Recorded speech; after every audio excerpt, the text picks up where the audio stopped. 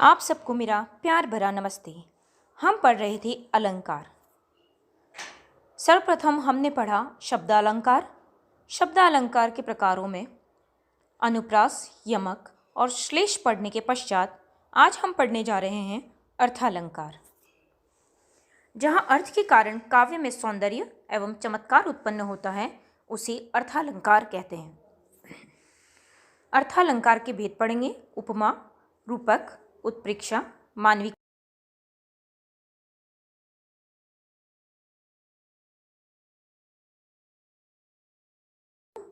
या व्यक्ति की तुलना किसी अत्यंत प्रसिद्ध वस्तु या व्यक्ति से की जाती है तो उसे उपमा अलंकार कहते हैं।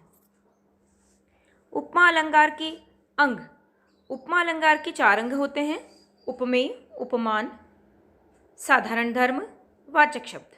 उपमेय जिसकी उपमा दी जाए वह उपमेय होता है। उपमान जिससे उपमा दी जाए। साधारण धर्म है उपमेय और उपमान दोनों से समानता रखने वाला धर्म। वाचक शब्द उपमेय और उपमान की समानता प्रदर्शित करने वाला सादृश्यवाचक शब्द। उदाहरण पढ़ेंगे। हाय फूल सी कोमल बच्ची, हुई राख की ढेरी। यहाँ बच्ची की तुलना फूल से की गई है, अतः उपमा अलंकार है। हरिपद कोमल कमल से, यहाँ हरि के पदों की तुलना कमल से की गई है, अतः उपमा अलंकार है। सा, सी, सम, सरिस, समान आदि उपमा अलंकार के वाचक शब्द होते हैं। आइए पढ़ते हैं रूपक अलंकार। जहाँ समानता के कारण उपमेय और उपमान में एक रूपता दिखाई जाती है, वहाँ रूपक अलंकार होता है। उदाहरण पढ़ेंगे। चरण कमल बंदो हरिराई। यहाँ हरि के चरण हैं उपमेय को कमल उपमान के समान बताकर एक रूपता दिखाई गई है। दूसरा उदाहरण। मैया मैं चंद्र खिलौना ले हूँ। तीसरा उदाहरण। पायो जी मैंने राम रतन धन पायो।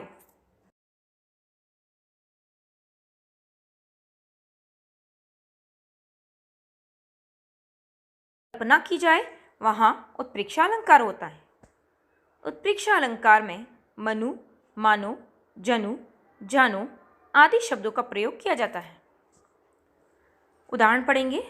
उस काल मारे क्रोध के, तनु कांपने उसका लगा, मानो हवा के वेग से सोता हुआ सागर जगा।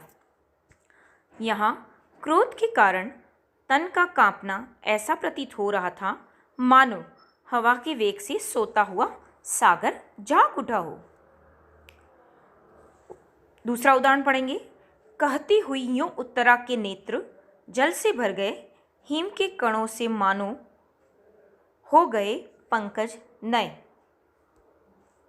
यहाँ आंसुओं से भरे उत्तरा के नेत्रों में ओस के कणों से युक्त पंकज अर्थात कमल की कल्पना की गई है, इसलिए यहाँ पर उत्प्रेक्षा अलंकार है।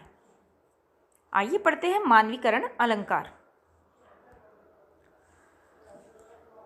जब जड़ पदार्थों और प्रकृति के अंग अर्थात नदी, पर्वत, पेड़, लताएं, झरने, हवा, पत्थर, पक्षी आदि पर मानवीय क्रियाओं का आरोप लगाया जाता है, अर्थात मनुष्य जैसा व्यवहार करता हुआ दिखाया जाता है, तब वह मानवीकरण अलंकार होता है। आइए पढ़ते हैं उदाहरण। हर्षाया ताल लाया पानी परात भर के।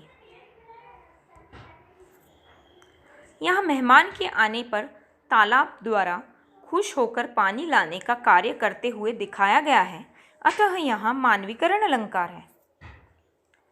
दूसरा उदाहरण पढ़ेंगे। मेघ आए